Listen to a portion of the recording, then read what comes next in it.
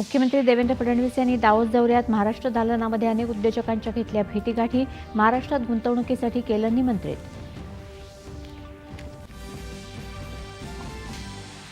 Davos इथं राज्य सरकारचे आतापर्यंत 9,72,992 कोटी रुपयांच्या गुंतवणुकीचे विक्रमी 33 सामंजस्य करार.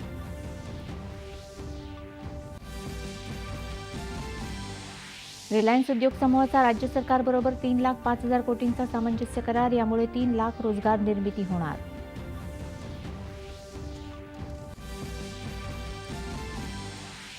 एबी इनबेव ही पेय उत्पादक कंपनी भारताच्या विविध भागात $250 दशलक्ष गुंतवणूक करणार. केंद्रीय मंत्री चिराग पासवान यांची दावोस दौऱ्यात माहिती. जळगावात झालेल्या रेल्वे दुर्घटनेत 11 जण ठार, 6 जण जखमी.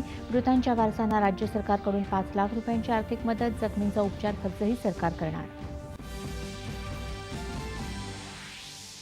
राष्ट्रीय आरोग्य अभियानाला पुढची 5 वर्ष मुदतवाढ देण्याचा केंद्रीय मंत्रिमंडळाचा निर्णय. 2025-26च्या हंगामासाठी कच्च्या तागाच्या किमान हमीभावात 6% वाढ. बेटी बचाओ बेटी पढाओ मोहीम आणि सुकन्या समृद्धी योजनेची दशकपूर्ती. लिंगभेदांवर मात करत मुलींची स्वप्न साध्य करण्यात या योजनेची महत्त्वपूर्ण भूमिका. पंतप्रधानांचे गौरवोद्गार. उशिरानं झालेल्या जन्ममृत्यूच्या अनेक नोंदणींबाबत आलेल्या तक्रारींच्या पार्श्वभूमीवर राज्य सरकारनं केली विशेष तपास पथकाची स्थापना.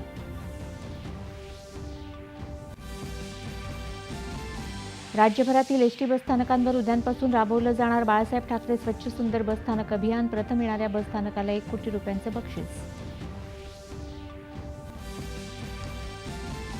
आणि भारत आणि इंग्लंड T20 क्रिकेट मालिकेतल्या पहिल्या सामन्यात प्रथम फलंदाजी करत इंग्लंडचं भारतासमोर 132 धावांचं आव्हान. भारताची आक्रमक सुरुवात.